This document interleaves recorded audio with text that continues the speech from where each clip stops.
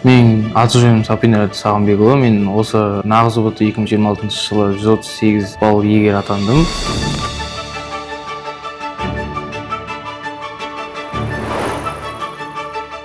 Жалпы таңдап отқан мамандығым физика пәнінің мұғалімі. Бұл мамандық таңдауыма бірнеше себеп болды. Ол біріншіден өзімнің әжем мамандығы физика мұғалімі, және де өзім ата-анам мұғалім, айналамда туысқандарым мұғалім болғандықтан сол мұғалімдікке қызығушылығым ашылды. Үшіншіден сол өзім оқыған мектептегі дайындықтар барысында көзқарасым ашылды. Болашақ университетім болғаны бұл Еуразия ұлттық университетін қалап отырмын.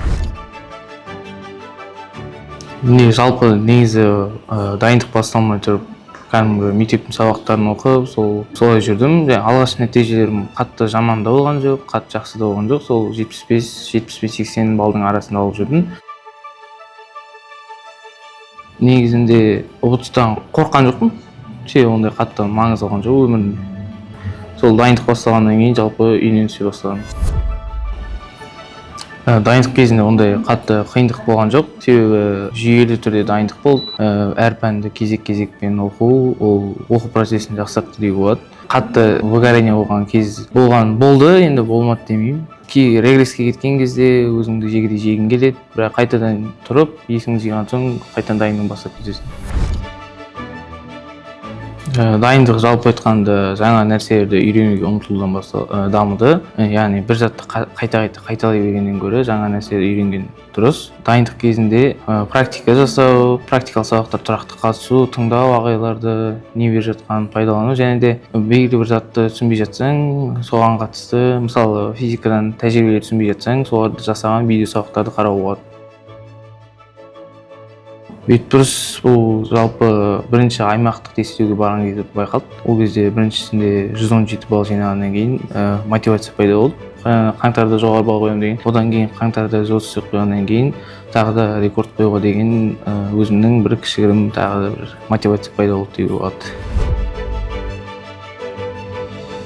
Тестілеу алдында, жалпы айтқанда, тестілеу орталығына барғаннан кейін ояқтың атмосферасы мысыңды басып тұрады. Яғни қобалжу, күйзеліске түсіп кетесің, бірақ сояқтың атмосферасын ертерек үйрене бастасаң, сол өзіңнің сол суыңды, сол сүйікті жейтін затыңды алып барсаң болады, шоколад деген сияқты. Сол стресс жеңуге көмектеседі деп ойлаймын негізі. Жалпы айтқанда, тестілеу барысында бәрін аяқтап болған соң қайтадан бәрін тексеру маңызды.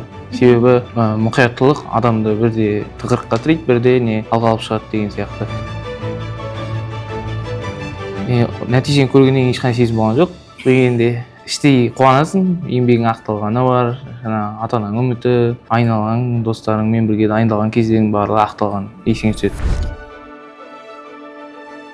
Қаңтарда 134 балл алғаннан кейін наурызға дайындық расылаудан ұстап кеттім деуге болады. Содан кейін наурызда 4 баллға регресс болып 130 алған кезде өзімді іштей жегім келіп кетті. Бірақ ол әшейін уақытша нәрсе болғандықтан қайтадан жиналып, сол кураторлардың поддержкасының арқасында, ата-ананың қолдау арқасында сол өзіңді алып шығасың.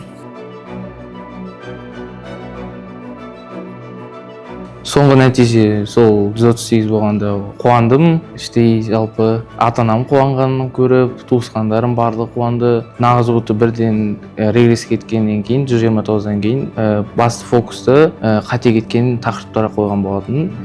Қатемен жұмыс жасап, жалпы физикадан теорияларды, математикадан күрделі есептерді қайта қарап шығып, сол сияқты қайтадан сол балымды қайтарып алғанына қуанамын. Еңбегім ақталды, соңғы нәтижемнің үздік болғанына да іштей сырттай барлығына бақытты сезім болады.